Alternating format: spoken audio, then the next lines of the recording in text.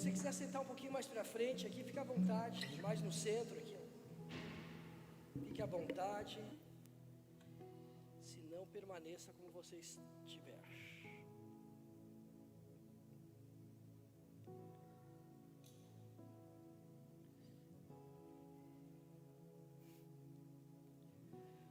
Como é bom estar aqui com vocês, né, depois de um tempinho fora. Sempre temos saudades, né, da igreja de Curitiba. Cremos nesse crescimento, né, nesse novo momento, aonde Deus está trazendo novidades para cada um de vocês. O tema dessa mensagem é: seu milagre pode estar na boca do peixe. Como é incrível, né?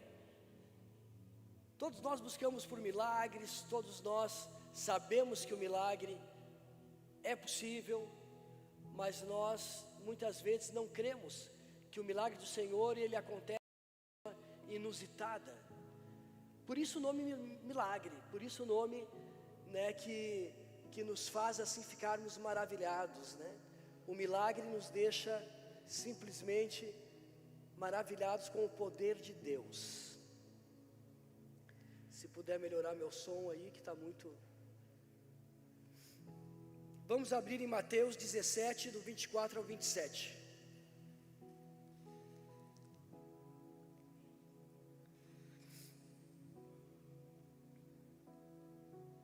Mateus 17, 24 ao 27. Ficamos em pé em reverência à palavra de Deus. Obrigado. Diz assim: quando Jesus e seus discípulos chegaram a Cafarnaum, os coletores de impostos de 2 dracmas vieram a Pedro e perguntaram: o mestre de vocês não paga imposto do templo? Sim, paga, respondeu ele. Quando Pedro entrou na casa, Jesus foi o primeiro a falar, perguntando-lhe: o que você acha, Simão? De quem os reis da terra cobram tributos e impostos? De seus próprios filhos ou dos outros? Dos outros, respondeu Pedro. Disse-lhe Jesus: então os filhos estão isentos. Mas para não escandalizá-los, vá ao mar e jogue o anzol. Tire o primeiro peixe que você pegar, abra-lhe a boca e você encontrará uma moeda de 4 dracmas. Pegue-a e entregue a eles, para pagar o meu imposto e o seu. Pode sentar.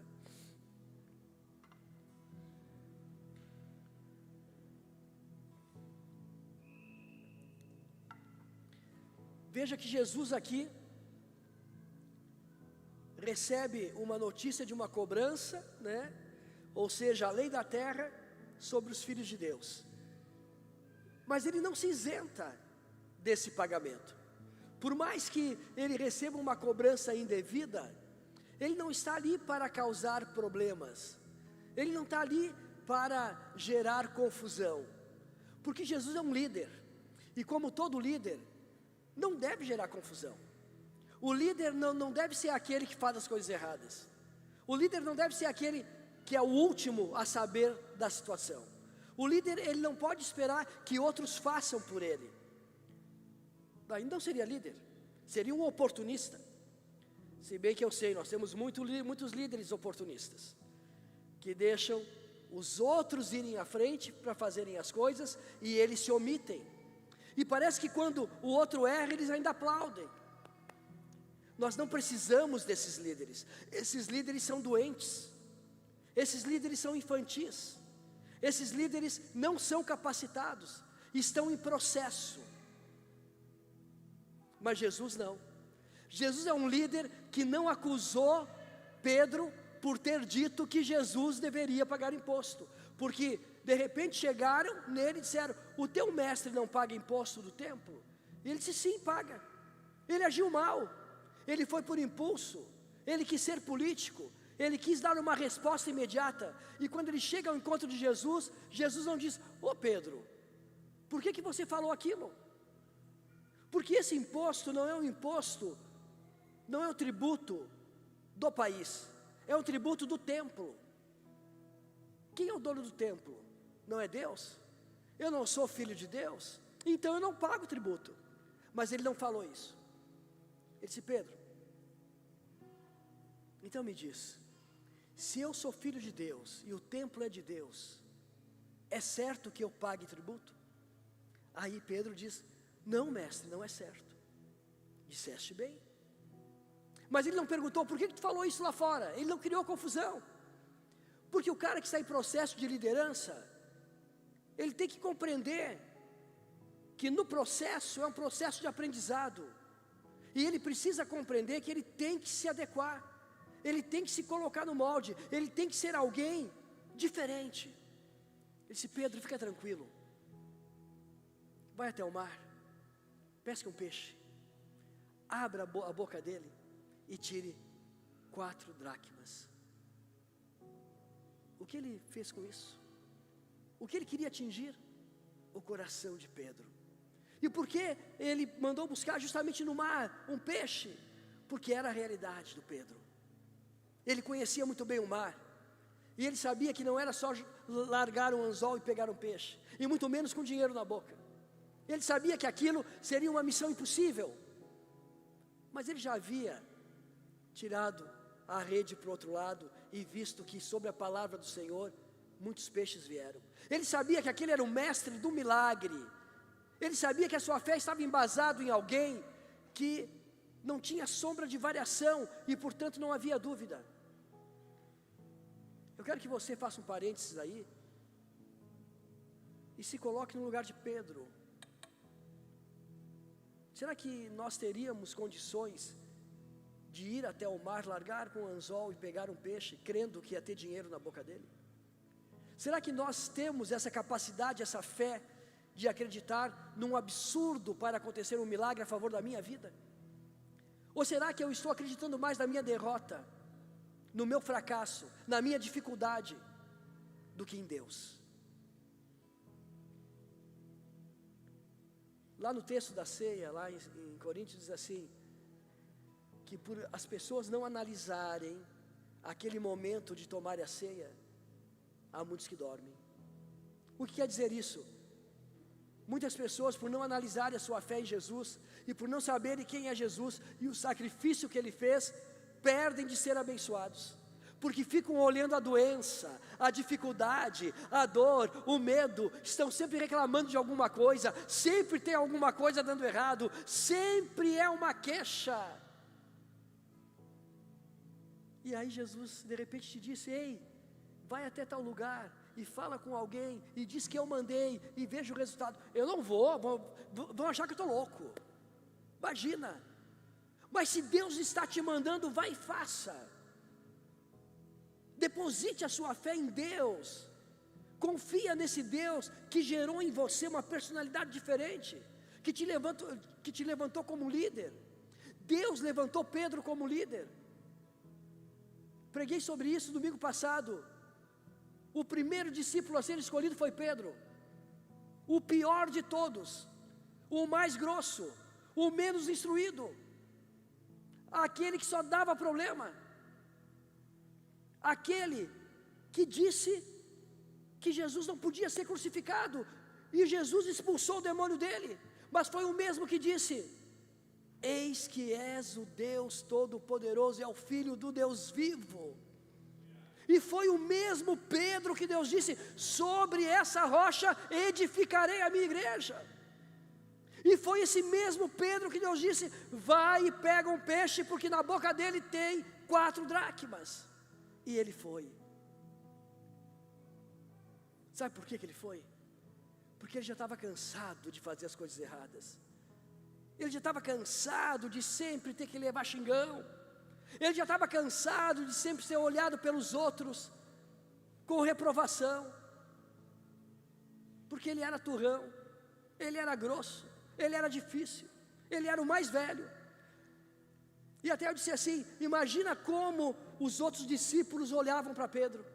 Ô chato, lá vem o chato, lá vem o folgado, lá vem o sabe tudo, lá vem aquele que quer saber mais que o mestre e não faz nada.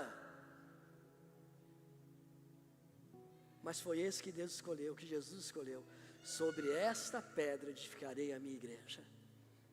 É sobre você, mas já é tempo de acordar.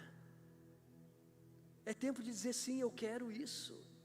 Eu estou pronto sim para fazer a vontade do meu mestre. Eu estou pronto sim para viver os milagres. Eu estou pronto sim para ter uma vida transformada. Eu estou pronto sim para ser virado do avesso. Eu estou pronto para ser modificado por Ele e ser visto como um grande discípulo. Eu não quero mais ficar nesta mesmice de vida. Chega! Ou você acha que Jesus não morreu por você? Ou o sacrifício perfeito não é tão perfeito para você? O que está acontecendo com a sua vida? Ingratidão? Falta de fé? Perdeu a esperança? Não acredita mais em nada, em ninguém? Você se acha mais Deus do que Deus? Você se acha o coitadinho? Você se acha que o mundo conspira contra você? Que você é o único que fica doente na face da terra? Que você é o único que faz negócio errado na face da terra? Que você é o único que toma decisão errada na face da terra? Que você é o único injustiçado na face da terra? Eu quero te dizer não, que tem muitos outros como você. Mas eu quero te dizer que tem muitos outros piores que vocês. E que tiveram a vida transformada quando compreenderam que aquele sacrifício foi perfeito. Pararam de reclamar. Pararam de se achar coitados, pararam de se vitimizar, pararam de buscar a honra dos outros, reconhecimento. E quando isso tudo parou, você parou de buscar a bênção. Sim, tem que parar de buscar a bênção, a menos que você queira brigar como Jacó brigou com o anjo, e ter uma perna quebrada. Se não, para de correr atrás de bênção. Fica no centro da vontade do Senhor, no centro da vontade do Senhor, e crendo que Ele é santo, que Ele é perfeito, que Ele é único, que o sacrifício valeu a pena, e de repente você é empurrado, a bênção te alcançou, a bênção te alcançou. Você não nasceu para correr atrás de bênção, para fazer negociata, para ficar tentando na vida. Será que eu faço isso? Não vai dar nada certo, irmão. Você é crente, para com tudo. Esquece primeiramente de você e começa a olhar a seu redor. Porque a pessoa que é muito preocupada consigo mesmo, ela é orgulhosa, ela é prepotente, e a palavra diz que o orgulhoso está prestes a cair. Mas quando eu paro e não me preocupo mais com a circunstância, mas eu tenho a responsabilidade que é diferente, mas eu tenho a fé, a esperança de que a bênção vai me alcançar, porque eu assumi publicamente, eu confessei publicamente que Jesus Cristo é o Senhor, e quando eu confessei isso, eu me converti, e quando eu me converti, eu criei, e quando eu criei, eu ganhei as maiores bênçãos do Senhor, a ponto de Ele me mandar, vai lá no mar, pega o peixe, que na boca dele tem dinheiro para você pagar suas contas. Isso aqui, gente, é fato. É fato. Pedro afirma algo que depois é confrontado, mas confrontado com um milagre. Sabe por quê? Porque embora ele tenha feito algo errado, ele estava do centro da vontade de Deus. Ele não foi confrontado com xingamento, mas com uma bênção. Nesse momento Pedro inverte sua posição, pois foi confrontado por Jesus. Mas porque Pedro teve tal posicionamento, Pedro não quis escandalizar, e aí ele virou político. Se ele tivesse que dar uma desculpa para Jesus, ele ia dizer: Jesus, eu só falei aquilo para te deixar bem, para não virem de dizer que você não paga as contas. Porque Pedro podia ter dito: não, ele é o mestre, ele não paga, mas eu pago. Mas ele preferiu: não, Jesus paga, vamos ser político. Jesus mostra a providência, testa a fé de Pedro, testa a obediência de Pedro, provoca em Pedro maturidade para receber o milagre. Pedro encontra a moeda e paga os 2 impostos. E aí está tudo resolvido. Mas compreenda o milagre, porque somente Mateus inclui esse milagre em seus registros do ministério do Senhor. Será que foi porque Mateus era coletor de impostos e sentiu uma ligação particularmente pessoal com essa situação? Teria sido porque Mateus era de Cafarnaum, também aonde aconteceu tudo isso? Ou foi para mostrar um exemplo do milagroso poder de Jesus Cristo, para comandar não apenas os elementos, mas também os peixes do mar, como está em Gênesis 1:28. O domínio que nós temos sobre a terra. Jesus demonstra que Ele teve domínio sobre o mar e sobre os peixes do mar, que Ele teve domínio também sobre as coisas e as situações. Ele está dizendo para nós essa noite: ei, eu te criei para dominar o mundo, eu te criei para ser cabeça e não cauda, eu te criei para você ver os milagres acontecerem todos os dias na sua vida. Saia da depressão, saia do medo, saia da ansiedade, saia da prisão do mundo e venha viver os mistérios de Deus. Para de ficar explicando o inexplicável, para de ficar relativizando. Sai de cena, irmão. Deixa Deus entrar na tua vida. Estávamos discutindo ali em cima com os pastores sobre maldição hereditária. Maldição hereditária não existe para quem se converte, para quem vai lá e se batiza, confessa Jesus, é batizado com fogo, tem o Espírito Santo, não tem maldição. Mas quantos fizeram isso realmente? Eu quero dizer para você, se você tem problema na vida, dói aqui, dói ali, depressão, e tem lembranças lá de trás, não sei o que, você não se converteu, irmão. Sinto muito em te dizer, se converta, aceita Jesus de novo, se batiza de novo, e tem o fogo de Jesus de novo sobre a sua vida.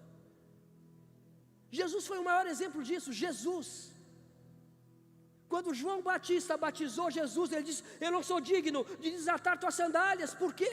Ele era um homem tanto quanto os outros que ele batizou. Sabe por quê? Porque ali ele viu realmente o que é crer,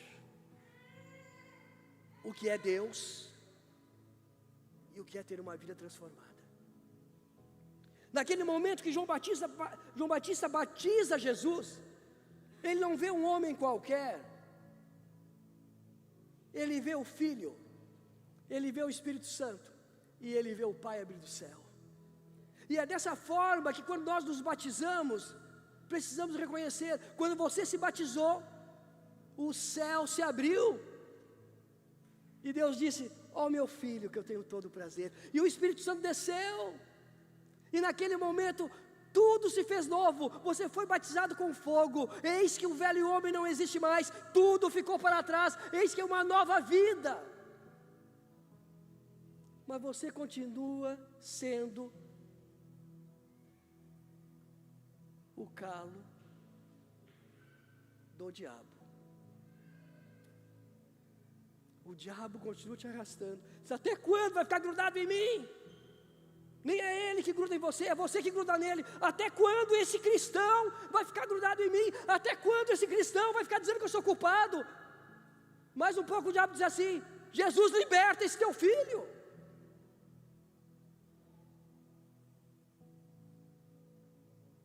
Esses não acreditam na dracma na boca do peixe. Sabe por quê? Eles estão assim: Senhor, manda dinheiro, que o maná caia do céu. Senhor, muda a minha vida. Faz jejum, se ajoelha, faz voto, mas não se converte. Não adianta, irmão. Para com tudo e se converte. E aí, quando você sentir aquilo que Jesus sentiu e mostrou diante do batismo, você vai ser transformado como Pedro. Você vai ver o Pai, o Filho e o Espírito Santo junto com você, e tudo se faz novo, e você deixa de ser a velha criatura.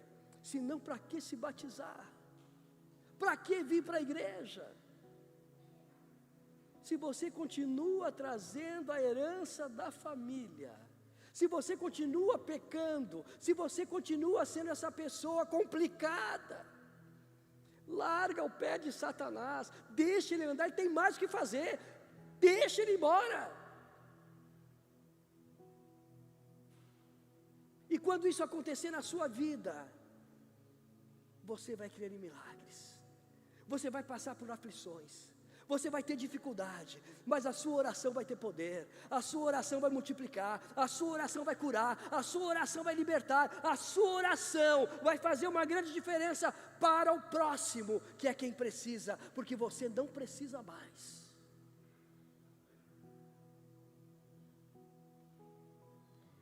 No versículo 22 diz assim, de Coríntios 9, 1 Coríntios 9 diz assim: fiz-me como fraco para os fracos, para ganhar os fracos, fiz-me tudo para todos, para por todos os meios chegar a salvar alguns. Veja que todo aquele que se converte como Paulo, ele sempre está fazendo alguma coisa pelo outro, ele sempre está em busca de algo para o outro. Ele foi preso por causa do outro, ele foi quase ao naufrágio por causa dos outros, ele foi apedrejado por causa dos outros.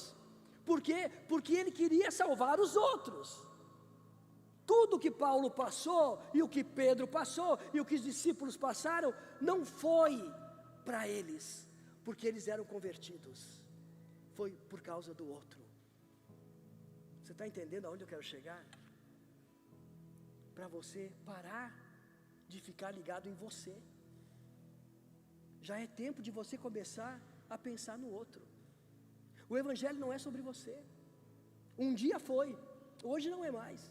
Hoje é sobre aquele que não ouviu ainda a palavra de Deus. Jesus nos reafirma a filiação divina de Pedro. Por isso, cuidado de Jesus. Jesus afirma nossa filiação divina também. Define situações de modo milagroso. Ele realizou um milagre incomum e único. Um milagre como nenhum outro realizado por suas mãos. Iria pagar um imposto que não devia, com dinheiro que não ganhou, para satisfazer aqueles a quem ele preferia não ofender. Jesus não entrou em contenda com ninguém, simplesmente achou um meio de mostrar que ele era Deus, fazendo esse milagre. O imposto anual do templo, ou tributo, era de 2 dracmas ou meio ciclo. Devia ser pago por todos os homens adultos de Israel. Os sacerdotes e rabinos geralmente eram isentos desse tributo. Por que Jesus não foi isento? Porque eles não acreditaram. Ele veio para um povo, mas esse povo não acreditou. Por isso do milagre, para que todos vissem que a natureza, o céu, a terra e debaixo da terra estava nas mãos de Jesus. Ele não precisava de uma isenção de imposto, porque ele era o próprio Deus. Ele não precisava estar isento de uma lei humana, porque ele era o próprio Deus. Ele não precisava de aplausos de ninguém e nem sentar nas primeiras cadeiras, porque ele era o próprio Deus. Ele não tinha essas vaidades e nem esses medos, porque ele era o próprio Deus. Agora, qual o propósito desse tributo? O dinheiro era pago para a manutenção e as atividades do templo. Era uma tributação eclesiástica, não uma exigência do governo. Esses impostos eram originalmente chamado de dinheiro de expiação, na época de Moisés. Se havia alguém isento desse imposto, era o Messias, aquele que expiaria os pecados de toda a humanidade. Então veja como a lei é fraca nesse sentido. E Deus perdoa o tempo de ignorância. Mas você que está aqui hoje ouvindo essa palavra, apenas 4 versículos, que fala de um milagre da boca do peixe. Veja quão profundo são esses versículos, para aguçar a sua fé, para demonstrar quem você é para Deus, e para mostrar como o mundo se sujeita à lei de Deus. Apesar de Pedro ter se comprometido de imediato com os coletores de tributos, Jesus não criticou, o ensinou. Jesus ensinou primeiro fazendo perguntas instigantes. Essas perguntas esclareceram a Pedro que o Senhor não estava sujeito a tal imposto. Ele é o Filho de Deus e o templo é a casa do seu pai e do filho. Embora teria sido fácil obter um meio ciclo necessário, de modo normal, ele usou essa ocasião para fortalecer a fé de seus apóstolos, demonstrando a Pedro seu miraculoso poder para comandar até um peixe no mar. Então veja, de repente você está com uma situação que você diz assim: Senhor, só me falta R$100 para o aluguel. Senhor, só me falta tantos % para a meta do mês. Senhor, eu só preciso de um empurrãozinho. Qualquer um poderia fazer. E ele pode te responder: mas eu não permito. Mas por que, Senhor? Porque eu quero que você também vá na boca do peixe. Porque eu quero que você também seja uma pessoa de fé, uma pessoa que compreende os mistérios, uma pessoa que ora, uma pessoa que é próxima de mim, uma pessoa que vai testemunhar os grandes feitos da sua vida. Através desses versículos, muitos testemunham, sabia disso? Olha só um exemplo. Aconteceu enquanto Brigham Young e Heber Kimball viajavam de diligência por Indiana em Ohio, a caminho de missão na Inglaterra. Eles começaram a viagem com $13,50 e não esperavam conseguir ir muito longe com a diligência, mas em todos os lugares de parada, quando Brigham Young abriu o seu baú, ele milagrosamente encontrava o dinheiro necessário para pagar a passagem até o próximo ponto de parada. Ao chegarem eles, tinham pago mais de $87, conforme registrado em um diário da primeira presidência de 1860. Brigham Young abriu o seu baú e, para sua grande surpresa, encontrou algum dinheiro. Ali e até o dia de hoje, ele não sabe como o dinheiro apareceu lá, a não ser que tenha sido algum agente invisível do mundo celestial, com o objetivo de que se levasse avante a proclamação do Evangelho. Mas enfim, o milagre aconteceu. Há quem acredite somente que Deus pode te dar um trabalho para você conquistar o dinheiro. Amém também. Também pode. Mas eu já fui surpreendido por um milagre financeiro. Quando eu abri uma gaveta, eu precisava, na época, de R$700. E eu não tinha. E era urgente. E quando eu abri aquela gaveta, ali estavam R$700. E eu não quero te obrigar a acreditar, porque o milagre foi para mim. Eu acredito. E foi bênção na minha vida para que hoje eu pudesse estar testemunhando. Eu quero falar para você também, em questão de dinheiro. Nós nos reunimos com algumas pessoas e eu pedi que cada um escrevesse algo no papel que o Senhor ia dar.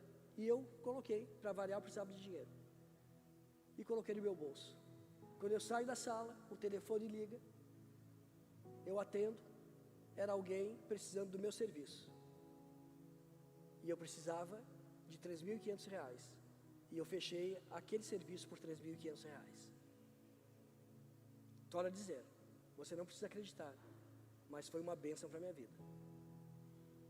E eu tenho certeza que se você colocar sua fé em ação, desligar o senso crítico, legalista, que você tem, parar de racionalizar a fé, ou a sua crença, e crer em Deus cegamente, nos seus mistérios e milagres, você também vai ter um milagre desse na sua vida. Mas eu digo também que a fé deve ser racional, eu preciso ter uma razão para poder crer. Mas essa razão não relativiza o poder do meu Deus. O poder do meu Deus é para mim e para você.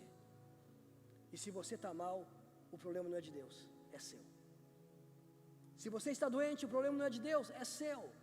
Se você está endividado, o problema não é de Deus, é seu.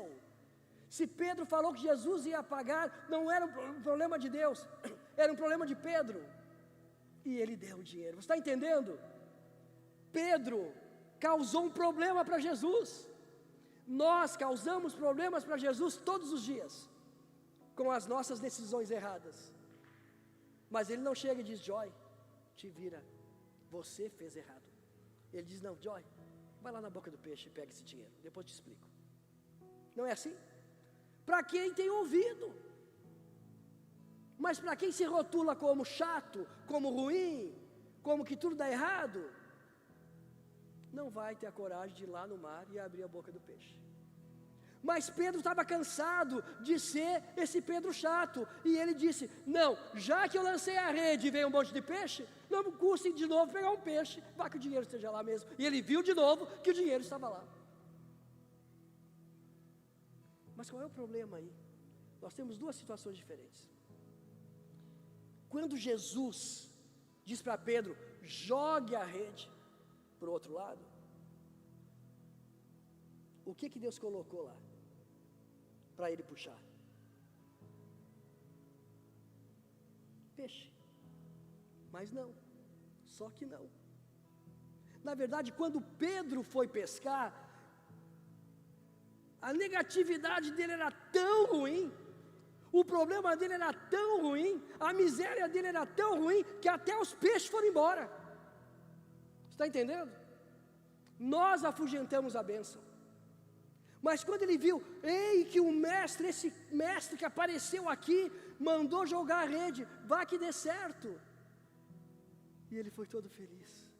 E os peixes não fugiram. Quando ele largou a rede, não é que tinha peixe, Pedro, os peixes sempre estiveram aí.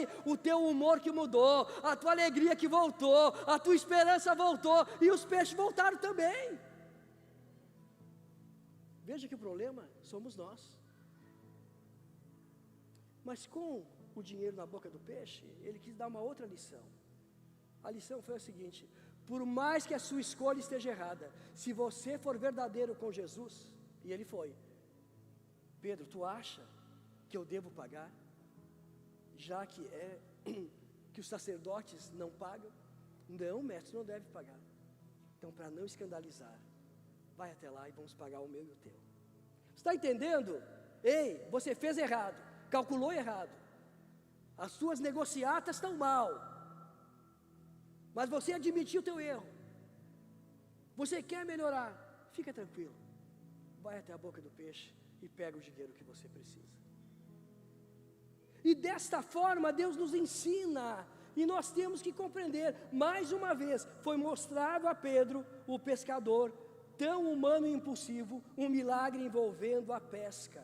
Isso pode ser com você também, em sua área de atuação. No momento que você menos tem recursos e possibilidades, deixe de ser relativista, deixe de ser tão racional para conquistar milagres. Isso nos dá esperança de que o Senhor, independentes de nossos erros, assim como Pedro, aprendemos com o exemplo de nosso mestre, que foi paciente com as falhas e humilde, apesar de ter todo o poder.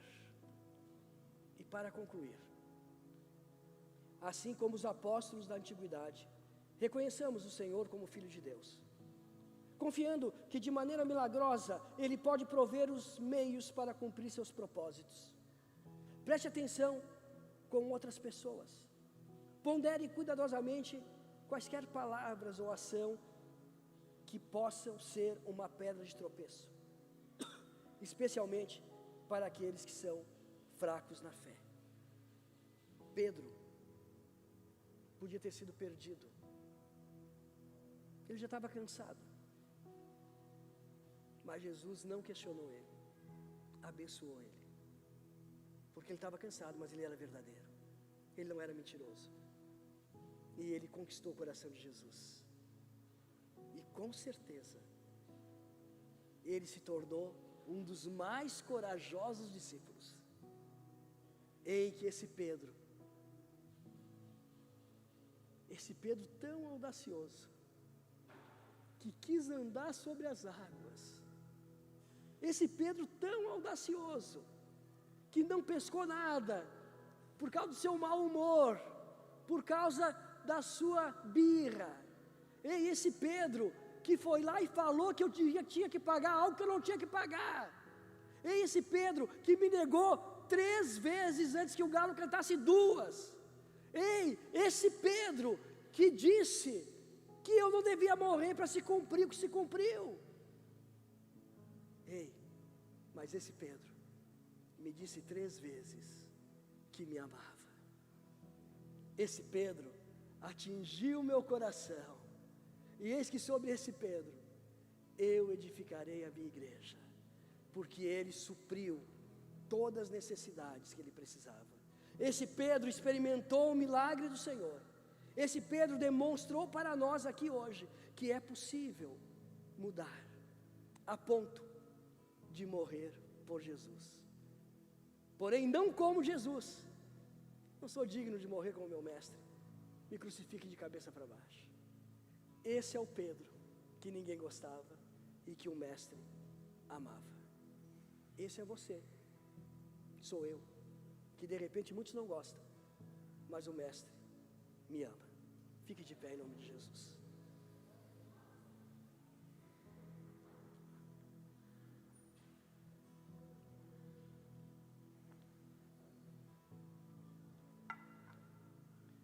Há momentos na vida que pensamos até em parar de viver, perdemos as esperanças, há momentos na vida que parece que não faz mais sentido, parece que está tão distante esse Deus aí que o pastor falou, parece que essa historinha do peixe aí, isso aí não acontece, isso aí é coisa da cabeça dele. Então eu faço um desafio para você, se você quer se converter realmente, em primeiro lugar, tem alguém aqui que não é batizado ainda? Levante a mão, e que gostaria de confessar Jesus como seu único e suficiente Salvador? Tem alguém? Então eu suponho que todos sejam convertidos, e se você é convertido, não aceite mais a derrota na sua vida, não aceite mais a acusação sobre a sua vida, pare de correr atrás da bênção, esteja no centro da vontade do Senhor, aguarda o Senhor. José não precisou lutar com o anjo, Jacó teve que lutar e ganhou a bênção, mas quebrou a perna. José esperou, não desistiu, confiou, e um dia a resposta veio, e ele salvou toda a sua geração. Você que vai escolher, quer continuar lutando? Fique no banco. Agora, você quer estar no centro da vontade do Senhor? Quer que a bênção te alcance?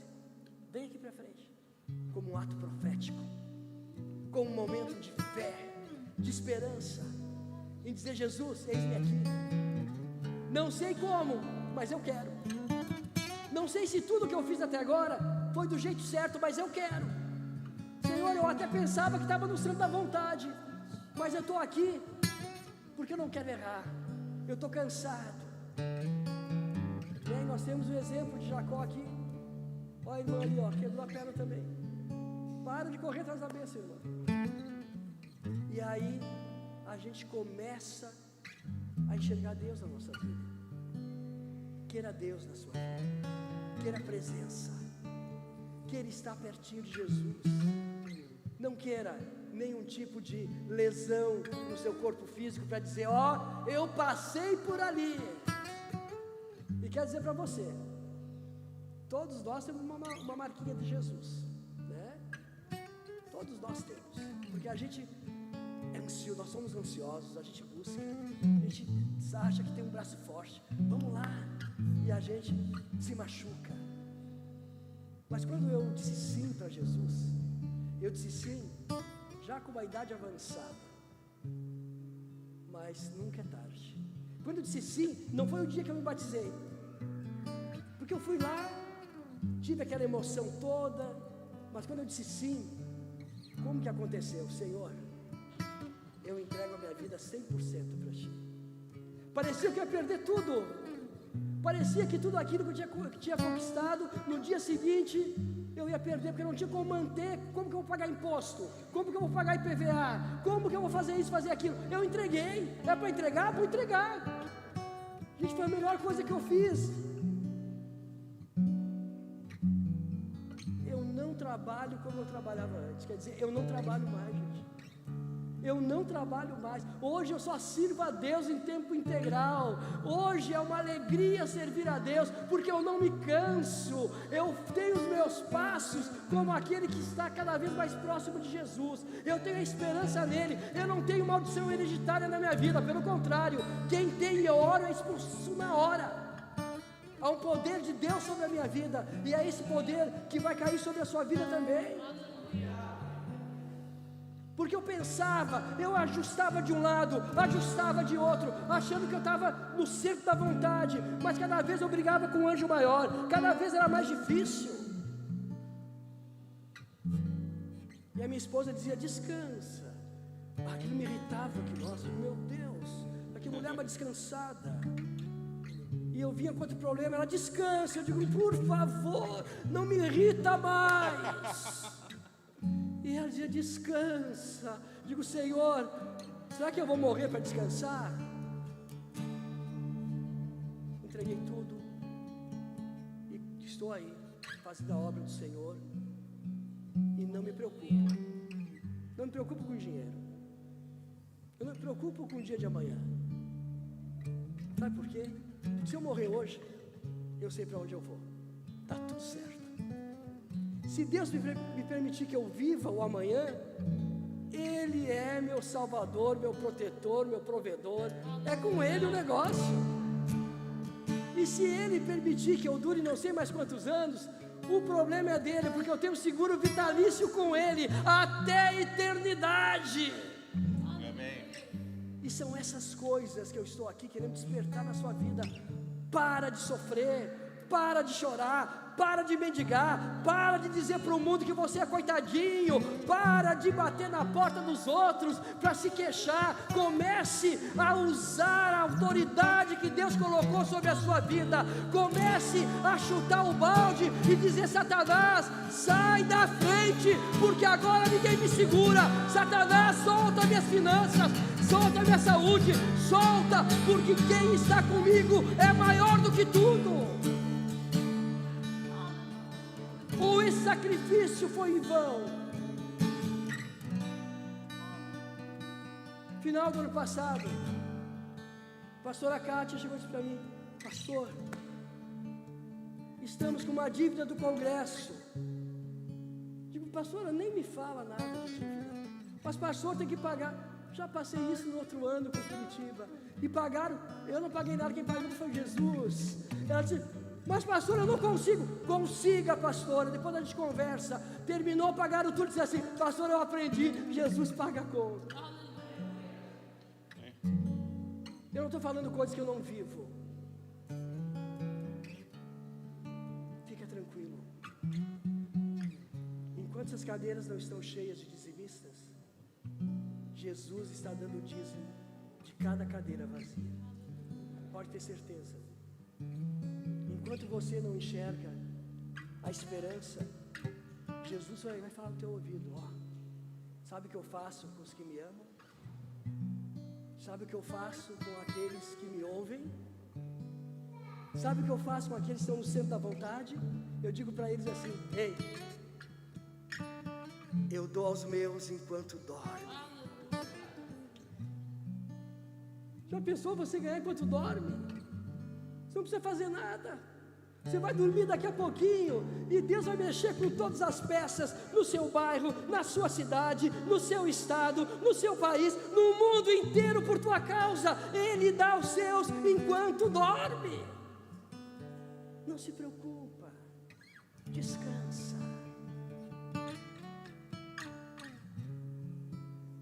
Feche seus olhos, coloque a mão na sua cabeça.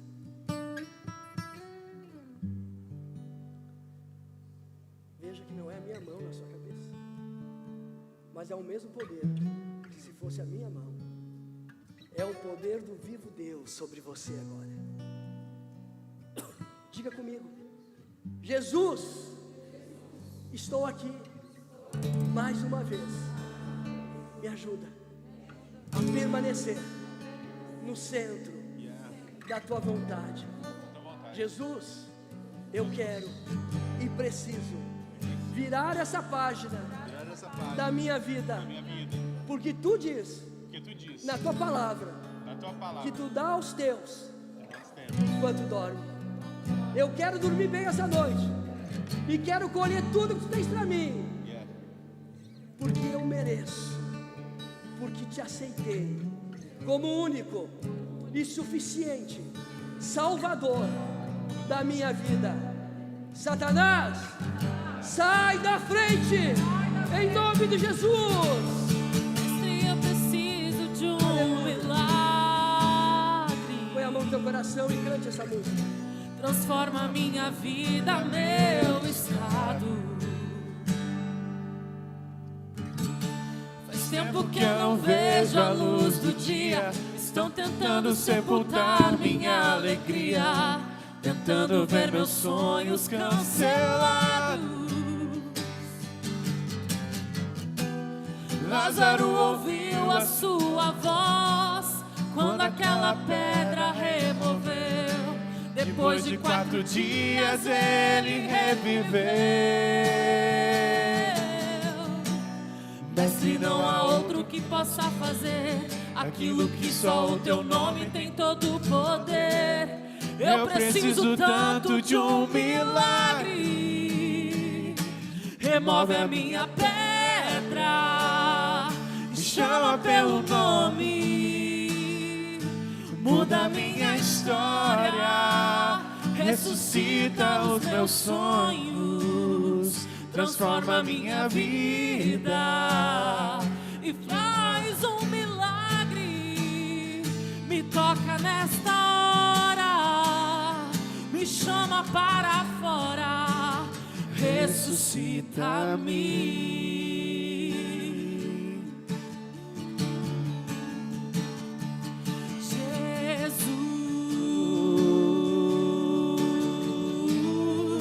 Nome sobre todo nome, nome sobre todo nome, Jesus,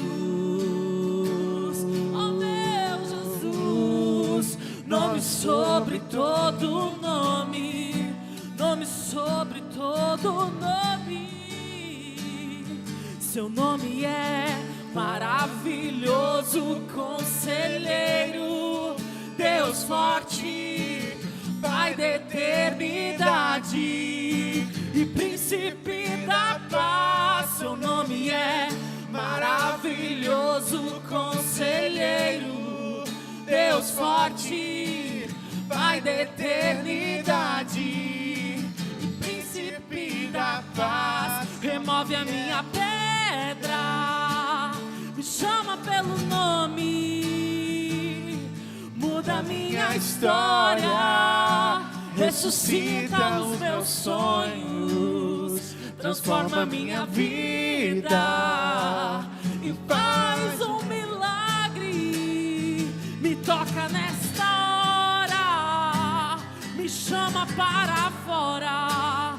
ressuscita-me, remove a minha pedra, me chama pelo nome, muda a minha história, ressuscita os meus sonhos, transforma a minha vida, me faz um milagre. Me toca nesta hora, me chama para fora, ressuscita-me. Sabe como você vai manter essa bênção na sua vida? Quando você sempre tiver dificuldade de lembrar dessa pregação. Lembre dessa pregação. Não venha para um culto para receber bênção por osmose. Venha para um culto para receber transformação. O que é uma bênção por osmose? Não, a gente está ali, a gente vai equilibrando, um pouquinho para cada um, não. Conforme a sua fé você recebeu.